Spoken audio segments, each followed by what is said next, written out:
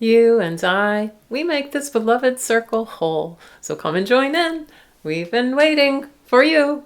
Let's begin in love and in openness to grow our faith today as we explore this idea of the creative power we have to say yes and to say no. So let's rise up in body or in spirit and spiral in with Juliana and Madrigal as Oksana takes us in with Blue Boat Home.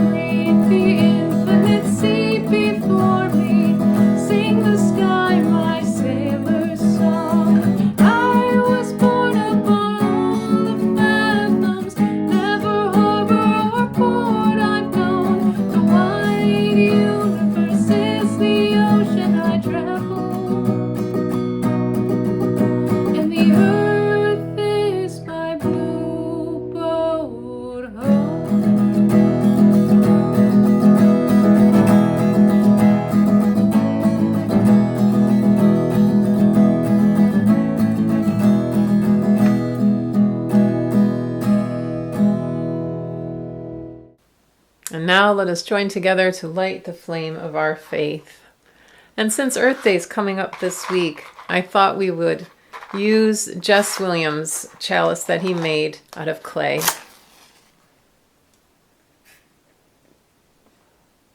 Life is a gift for which we are grateful. We gather in community to celebrate the glories and the mysteries of this great gift.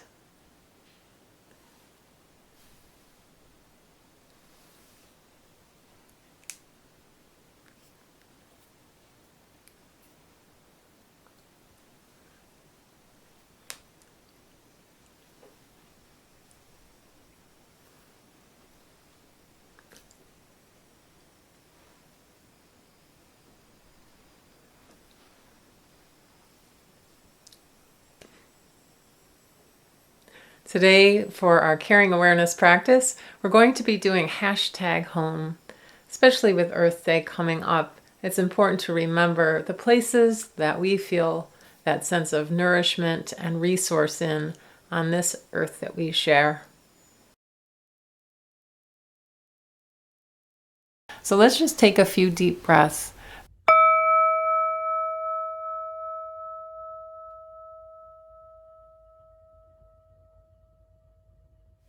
I invite you now to call to your mind, heart, and body so you can actually pretend with your body that you're there in a space that feels homey and kind of all fine to you.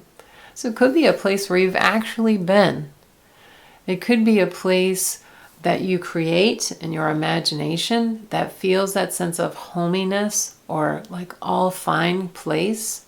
Or it could be a place where you actually are. So you decide and choose a homey, all fine place. We're just going to pause and connect with that sense of feeling at home.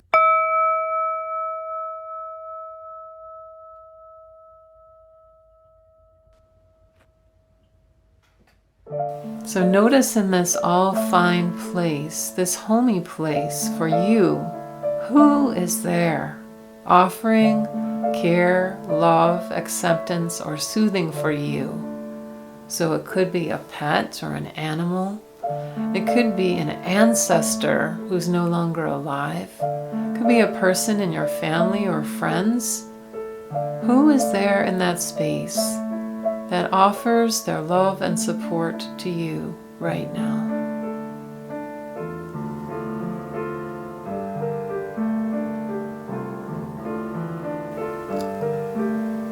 Notice in this space what your senses are filled with here. What is the sight, sound, taste, touch, feel, any of your senses that you use to connect in a place that is soothing, that is comfortable, that feels like you fit and belong there. And bring your care and awareness for that sense of feeling okay there, even joyful or patient or loved.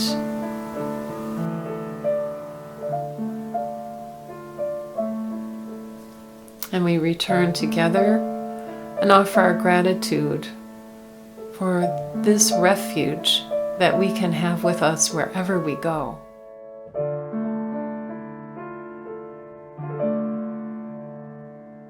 For a moment of inquiry today, I have a question for you, and that is, how many kinds of Oreo cookies do you think we need?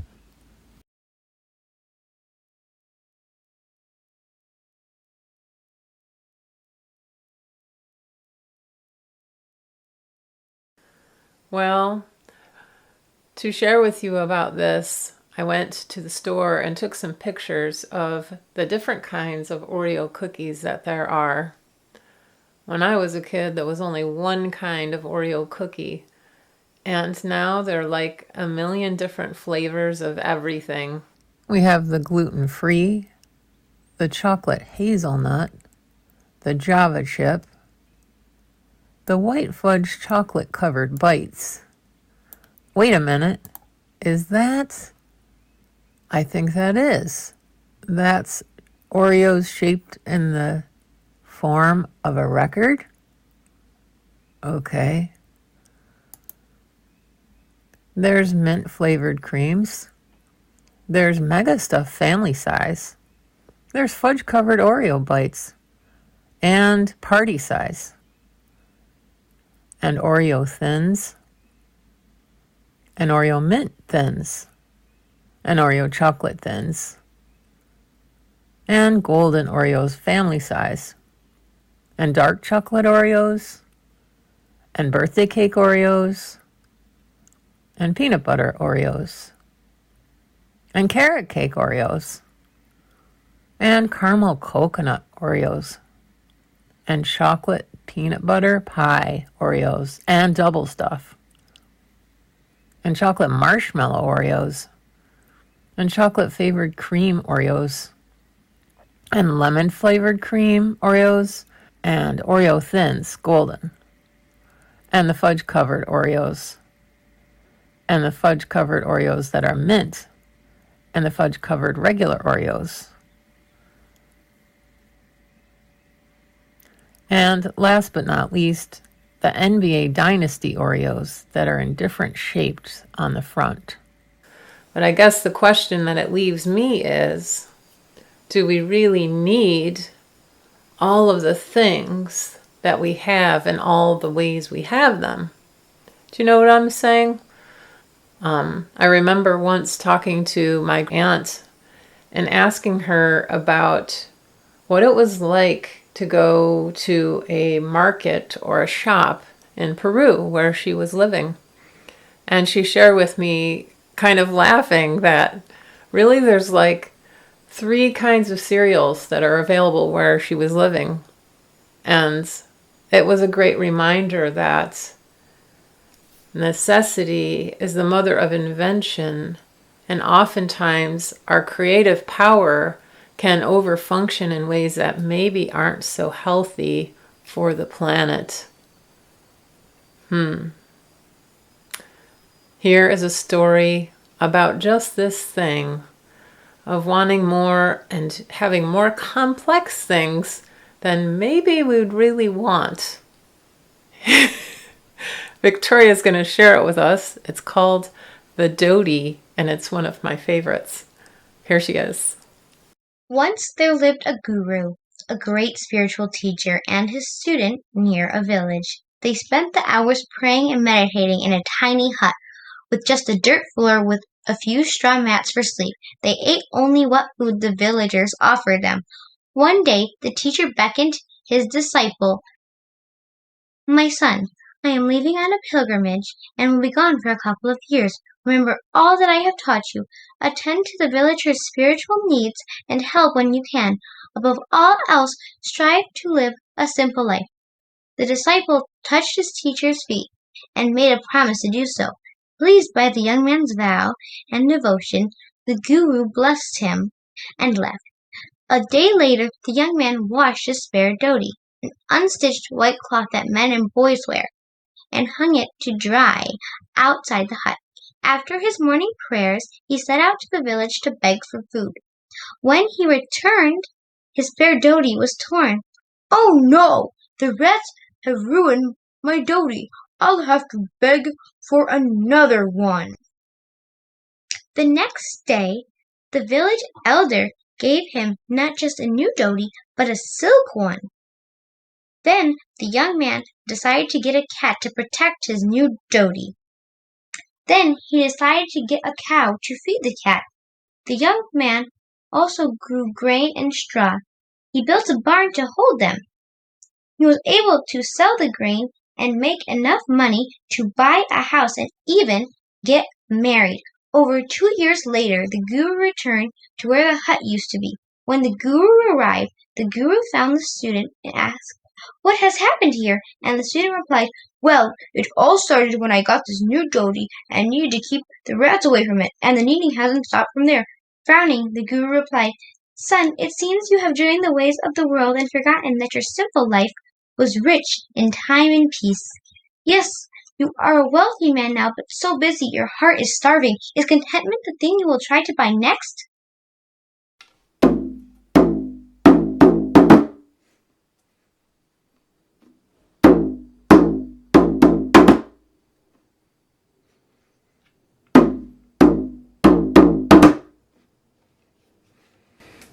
So today, in response to that story, I'd like for you to gather something that is in your space that is probably really, really, really not necessary at all for a human being to have created.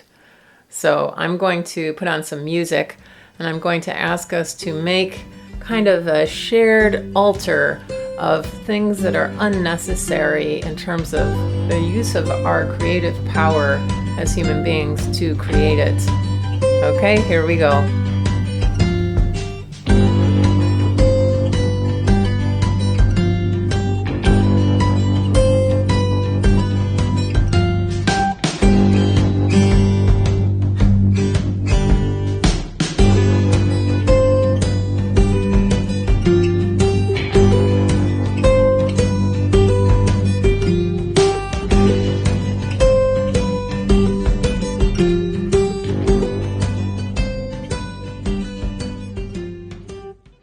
There's some really great lessons in this story. I'm glad the humor helps to manage the weight of actually the truth in this story.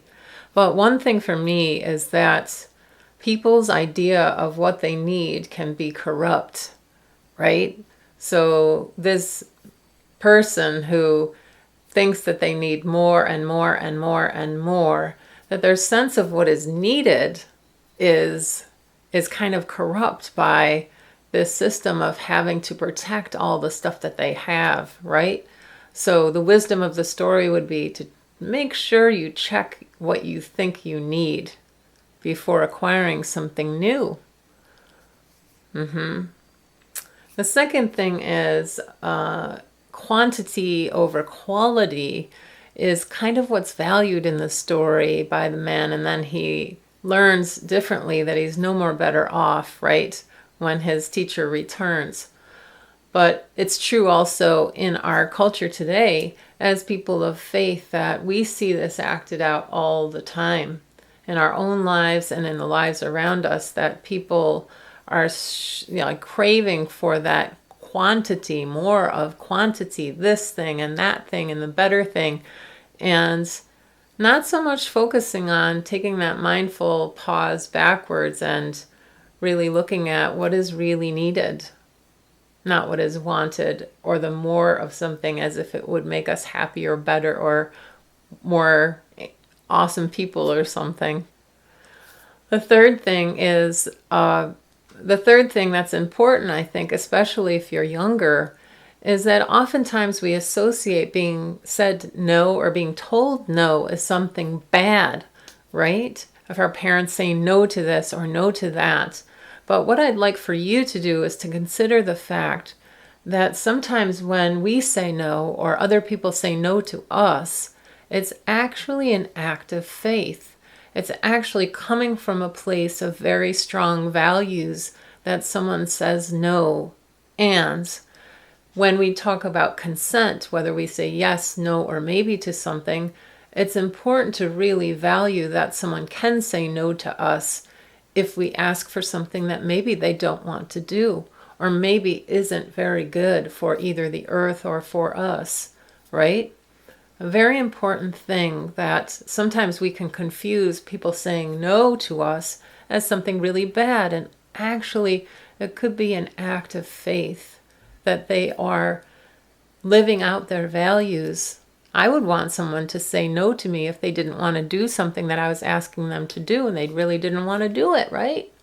And the last thing for me, which is a very important thing that I learned this time when I heard the story, is that every day, maybe every minute, we are making decisions about the body of the earth herself, right? Every day we make decisions about saying yes or no to what is good or healthy, or what is feeding the wholeness of the planet. That we have that creative power. We also have a destructive power that we can shut down possibilities that are not as healthy or as wholesome, and we have power to create or make more open the possibilities that are actually more contributing to the wholeness and life of the planet and to our communities. So with that, I'd like to offer you a witness. I asked Kala and Josh to share with me what are some of their yeses and nos in terms of their environmental awareness. What do they do for the earth in saying no and saying yes? Here they are. I say yes to being a vegetarian. I say yes to reusable plastic water bottles or containers. And I say yes to helping out in the First Unitarian Church garden. I say no to littering. I say no to deforestation, and I say no to animal cruelty. Yes to composting food remains, yes to recycling empty containers, and yes to using paper straws. No to buying single-use water bottles, no to wasting food, and no to unnecessarily use power, such as keeping lights on when you're not in the room. Speaking of decisions and the power to say yes and no, I'm here at church and I'm wondering, how will we do RE in the future? Will we come back in person? Will we be doing a hybrid? Will we stay in line with this worship? So I would like for you right now to fill out a little survey that we're going to put in the chat.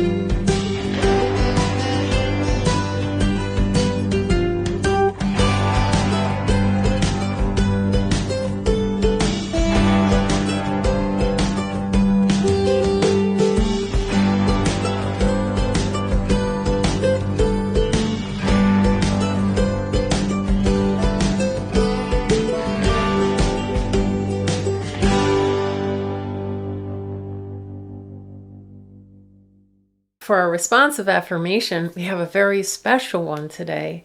And that is that as a community of faith, we actually say yes to certain things. Those would be our UU principles. So I asked our teams of OWL teachers, OWL means our whole lives, and they're our sexuality educators. I invited them each to name one of our UU principles, and I will post that principle here. And then I would like for all of us to cheer and say yes, that we affirm that thing, because out of that yes that we say to life, to those principles, comes very clear no's about what doesn't fall into that principle. Here we go. We affirm and promote the inherent worth and dignity of every person. We affirm and promote justice, equality, and compassion in human relations. We affirm and promote the acceptance of one another and the encouragement for spiritual growth. We affirm and promote a free and responsible search for truth and meaning. The right of conscience and the use of the democratic process within our congregations and society at large. We affirm and promote the goal of world community with peace, liberty, and justice for all. Respect for the interdependent web of existence of which we are all a part. We affirm and promote a multicultural, beloved community to act accountably by dismantling racism and oppressions in ourselves and our institutions.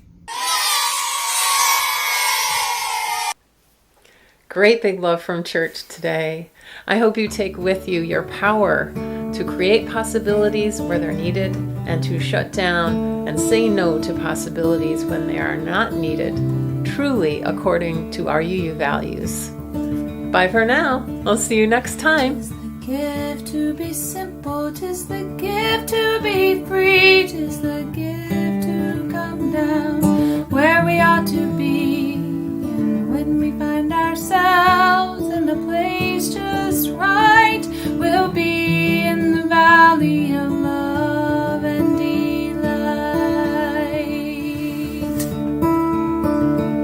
When true simplicity is gained, to bow and to bend, we won't be ashamed. To turn will be our delight, by turning, we come round right.